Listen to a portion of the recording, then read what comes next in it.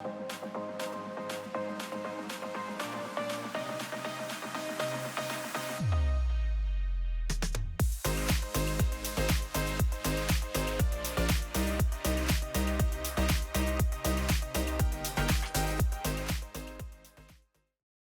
everyone, and welcome to the Savvy Cast. This is Jamie, and I'm delighted that you are tuning in today.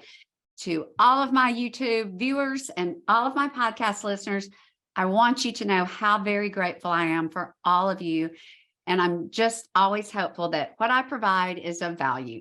Okay, so when I was thinking about today's episode, which will be solo, I decided to take a two-pronged approach to a Valentine's Day menu. A lot of people have already started DMing me.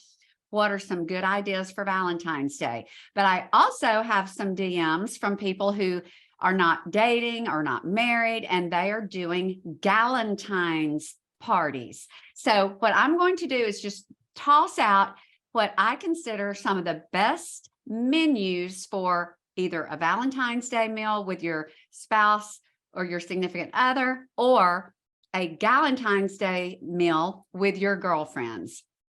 So I'm going to start with the Valentine's Day dinner. And I do want to preface this whole podcast and the whole talk about menus for Valentine's Day with a very strong opinion. I feel like if you're ever going to cook a holiday meal at home, Valentine's Day is probably one of the ones on my short list, because as you probably already know, every restaurant is going to raise their prices. Many times they will not serve their normal menu. They'll only give you one option, and it's usually prefix. I'm not sure how you pronounce that, but where it's a set price for certain menu items. And I have so many fabulous recipes that you can easily do at home with a lot of prep ahead and make ahead, that there's no reason to go spend what I would say you're probably going to spend at least $150 and up if you go out for Valentine's Day to most places. So I'm going to start with my suggestions.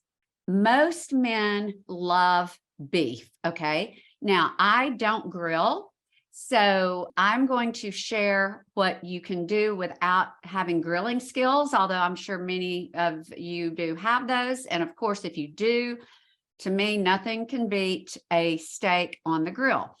But I would recommend, if you have a beef eater, you do a filet mignon in the cast iron skillet to oven.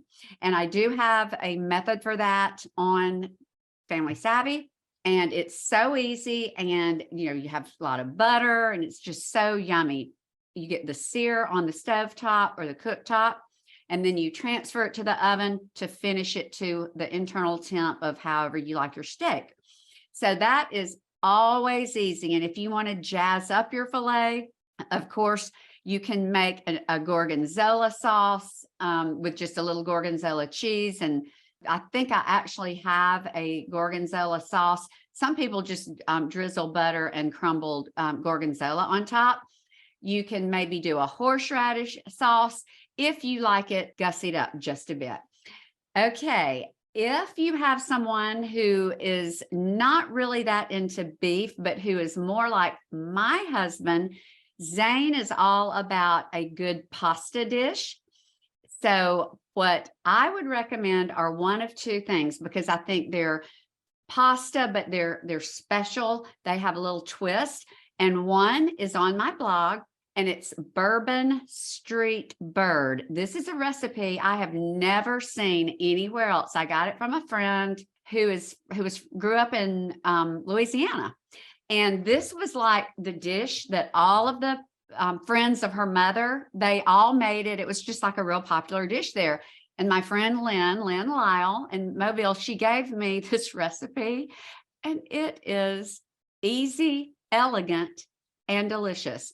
And it's basically a wonderfully easy panko breaded, seasoned, and baked thin piece of chicken served over angel hair or a spaghetti pasta that you can, of course, toss in butter, but it's that perfect combination of just little protein with the chicken, a fabulous sauce, and pasta. Okay, Zane loves that. There's also the traditional spaghetti sauce with meat that Zane always asks for that. And it's not really pretty, but I think the way to make that satisfying but also special is to serve it in a beautiful pasta bowl. Those are actually sort of trending right now. I get alerts on what's trending in the world of food, and pasta bowls are a big deal right now. And I would personally invest in nice ones. I love Vietre. That's what most of my dinnerware is, and my flatware is from Vietre. And they're not horribly expensive, but you could go to a place that like a Bromberg's or a place that they just sell Vietre by the piece or whatever. Buy 2 really pretty pasta bowls, maybe get 2 wine glasses, and whether you drink wine or you want to put sparkling grape juice in it, serve it in a beautiful bowl of much loved comfort food spaghetti, but just make it pretty and serve it with just a little Tuscan flair. So those are 2 things with pasta: Bourbon Street bird, spaghetti sauce with meat, and there's one with beef, which would be a filet mignon. Now this is for the Valentine's Day dinner. So I've given you 3 options for the main menu.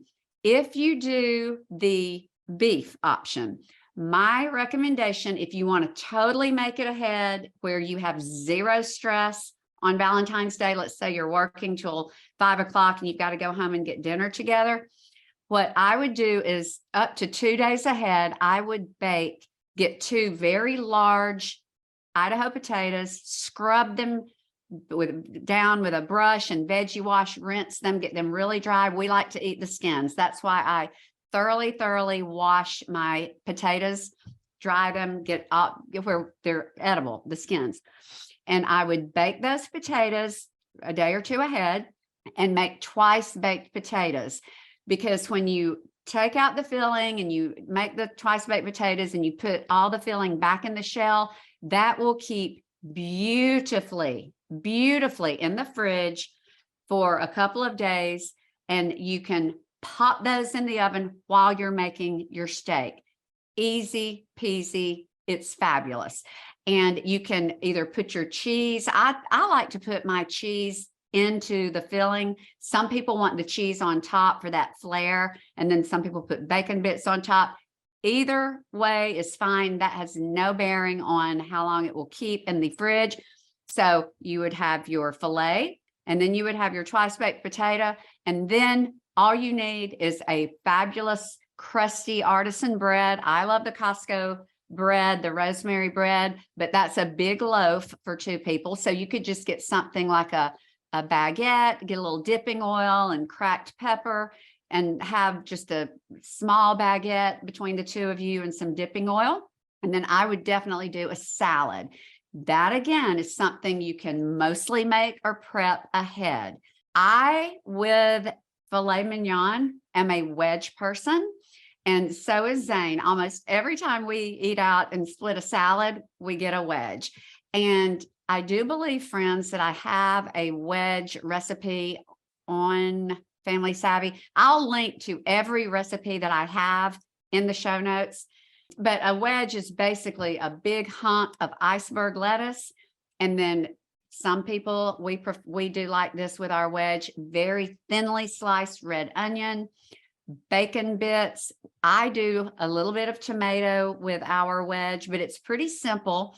But basically you have the wedge of lettuce, and then if you want to add the tomato and the sliced red onion, but then you always have a blue cheese, either vinaigrette, or you either crumble blue cheese on top and do your favorite vinaigrette. You don't have to do blue cheese vinaigrette, but you do want to put blue cheese on the wedge. And again, that goes very well with the filet, the blue cheese. So you can get your blue cheese knocked out in a wedge salad and not have to do a blue cheese sauce.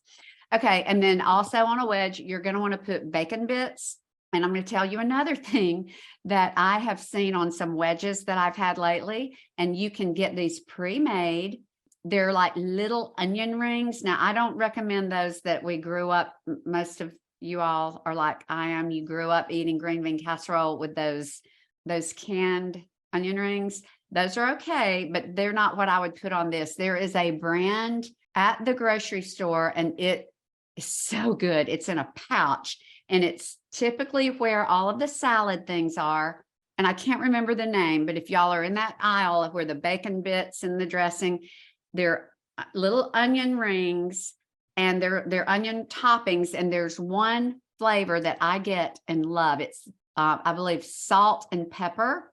Anyway, those are good on a wedge salad as well. So that, in my opinion, is a good menu lineup for you and your spouse. Now, dessert, when I have dessert just for two, I tend to pick up a dessert. Fresh Market has wonderful desserts, beautiful. They're very pretty. And I tend to do a chocolate for Valentine's Day, or a white chocolate. I've done in the past, and we really enjoyed it. I got chocolate covered strawberries, and you're going to find those almost always around Valentine's Day at places like Fresh Market, Whole Foods, and even in probably your grocery store bakery. So what I would recommend is doing that. Now, I am going to recommend a dessert for Galentines, which I'm about to get to, but to me, those things are no fail. You've got options. You've got 3 different options for the main dish. You've got prep ahead, easy, no stress. Enjoy yourself at home.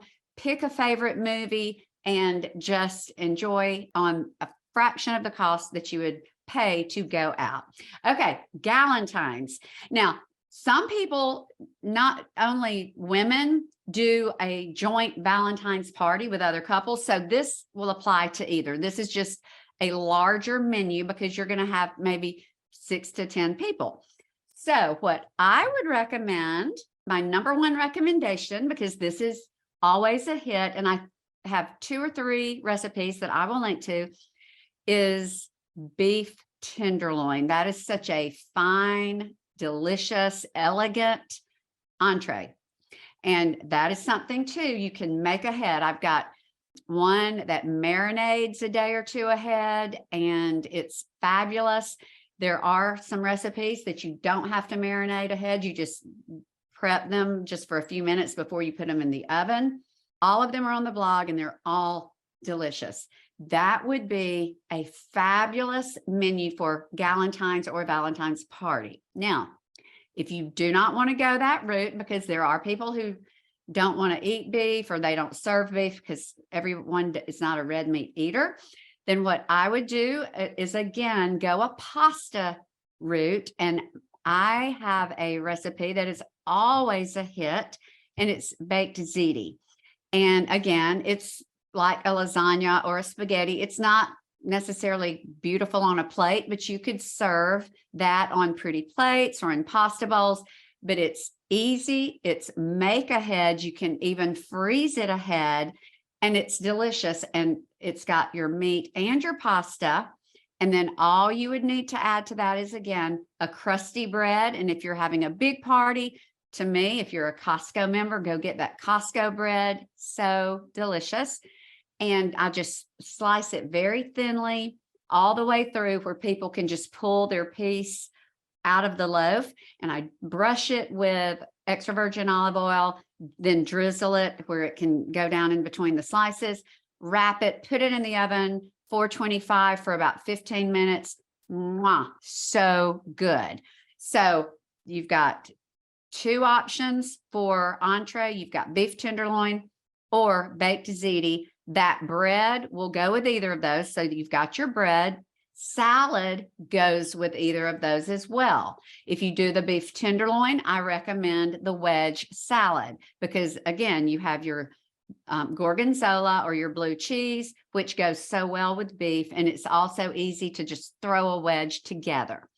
Okay, if you go the baked ziti path, of course, you can do the wedge, but I love, and it's on the blog, it is a recipe that has a little bit of, it's got strawberries. It's easy peasy baby blue salad. And again, you're going to have a little blue cheese, but you're going to have some strawberries, I sometimes put mandarins. You're going to have some glazed nuts, and you're going to have a sweeter vinaigrette. And I think that pairs so well with a pasta dish.